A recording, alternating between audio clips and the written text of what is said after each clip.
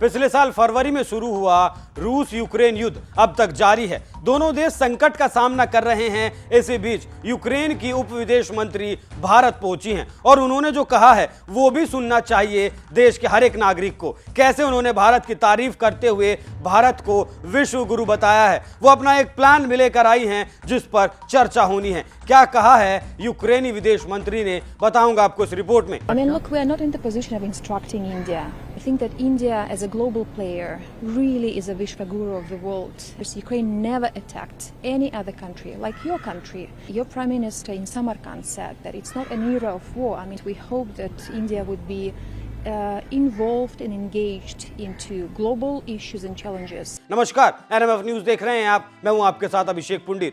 Ukraine की उप विदेश मंत्री एमिन दजापरोवा सोमवार को भारत पहुंच चुकी हैं। यहां वो 4 दिन रहेंगी। इस दौरान कई अहम मुद्दों पर चर्चा की जाएगी, लेकिन केंद्र में यूक्रेन की मौजूदा हालात ही रहेगी। वो चाहेगी कि भारत का समर्थन हासिल कर सके। इस दौरे पर विदेश मंत्रालय के मुताबिक यूक्रेन की मंत्री विदेश और संस्कृति राज्य मंत्री मीनाक्षी लेखी और उप राष्ट्रीय सुरक्षा सलाहकार विक्रम मिश्री से भी मुलाकात करेंगी। हिंदुस्तान पहुंचने के बाद एमिन ने ट्वीट किया और लिखा, संतों और गुरुओं को जन्म देने वाली भूमि की यात्रा करके खुशी हुई। आज भारत विश्व गुरु, ग्लोबल टीचर और मध्यस्थ बनना चाहता है। ऐसे में सच्चे विश्व गुरु के पास यूक्रेन का समर्थन करना एकमात्र विकल्प है। भारत को अपने ऊर्जा संसाधनों, सैन्य अनुबंधों और राजनीतिक बातचीत में विविधता लाने में व्यवहारिक होना चाहिए। पीएम मोदी की लोकतंत्र की नीतियां, संवाद और विविधता, युद्ध का कोई युग नहीं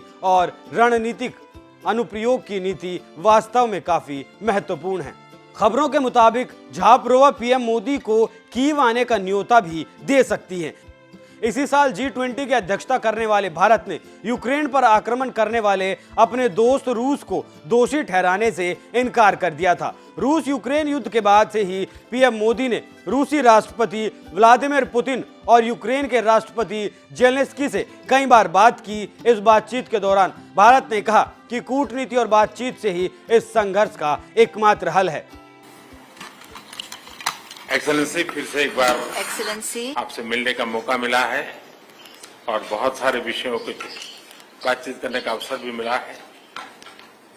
गत वर्ष दिसंबर में जब आप आए थे तब कई विषयों पर हमारी चर्चा हुई थी और उसके बाद भी जैसा आपने कहा कि अनेक बार हमारी टेलीफोन पर भी चर्चा हुई है और उसमें भारत और रशिया के बायलैटरल संबंध की भी बातें हुई है और दुनिया की जो समस्याएं हैं उसके संबंध में भी काफी विस्तार से हमारी बातचीत हुई है।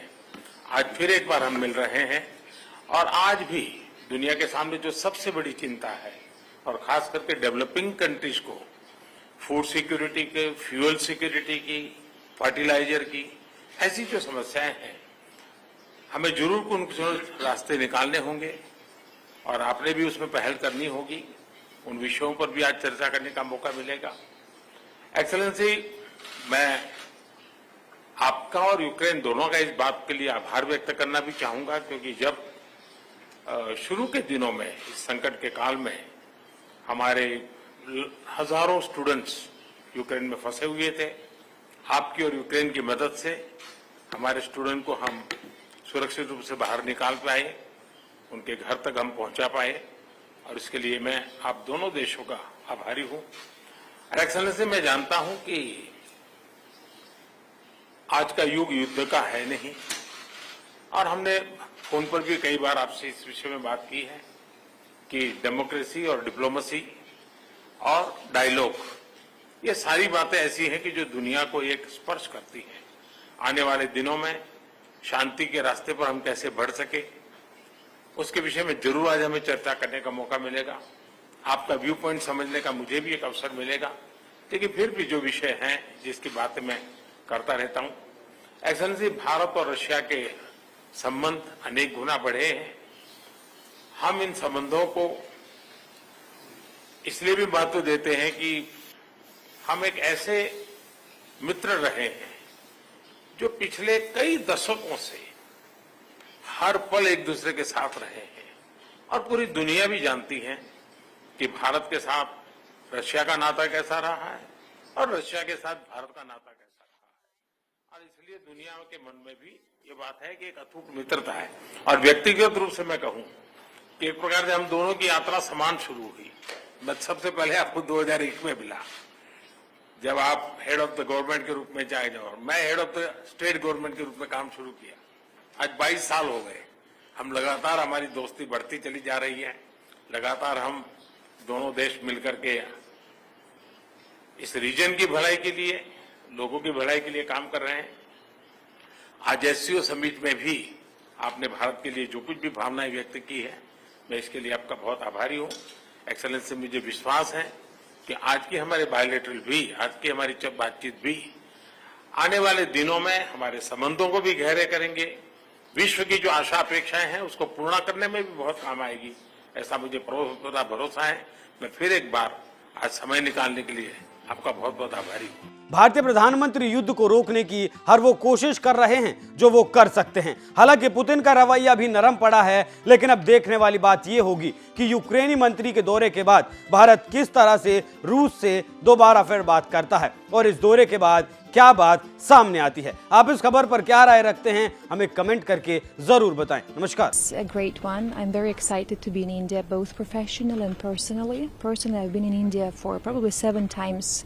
In Puttaparthi, which is a small village near Bangalore, inside Sri Satya Sai Baba's ashram, and he's my beloved guru. So again, being here as a deputy minister with my official visit is of a huge excitement. The conversation with the deputy minister was efficient. We discussed the very wide agenda of bilateral track. Digital transformation, human assistance. Of course, I briefed the Deputy Minister about the military situation, which is quite difficult, and the reality where Ukrainians live when 10,000 of Ukrainians have been killed. These are civilians. When the civilian infrastructure has been damaged and broken and by the missiles attacks.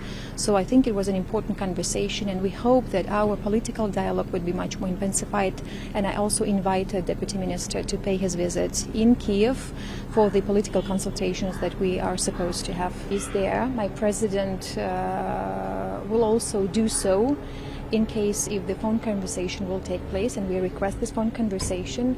I think that India as a global player really is a Vishwaguru of the world, and this is what we also feel in Ukraine by actually fighting for the values. This is about justice, because the war that we have is not about NATO, it's not about the United States, it's about justice, because Russia has been questioning the very existence of my country. Within our history of 1,500 years, Ukraine never attacked any other country like your country. We never had this imperialistic and chauvinistic attitudes towards our neighbors. So I think for us it's crucial that we are the victim of the war, of unprovoked war, of the neo-colonial war. So we also feel that we have this arbitrary by promoting these values of justice, of peace, as your Prime Minister in Samarkand said, that it's not an era of war. I mean, we do support this purely and fully, but unfortunately we have aggressive countries who question the existence of other countries, and then the question of India's involvement as a leader in the global south, as a G20 presidency. I think that we hope that India would be involved and engaged into global issues and challenges, economic challenges, energy challenges, nuclear challenges to a great extent, because the Ukrainian issue is a litmus paper today. Ma'am, how do you see India importing energy from Russia? How do you see India importing energy from Russia? I mean, look, we are not in the position of instructing India in their economic ties with other countries. We only think that it's crucial to diversify all of the resources, not only energy but also military resources, because what we see in my country, when you are dependent from Russia, they will always use this blackmail instrument. So I think that India should be pragmatic in diversing the energy resources, in diversing military contracts, in diversing political interaction, and we feel that there is extraordinary time that we live in, and as my president Volodymyr Zelensky says, extraordinary times need extraordinary decisions. So of course Prime Minister Modi, with his 3D policy of democracy, dialogue, and to my knowledge it's diversity, I think that this 3D and no era of the war and strategic application is really, really important. So we hope that India and Ukraine would be, even though we're distant geographically, but we will become closer physically and politically and in many other ways.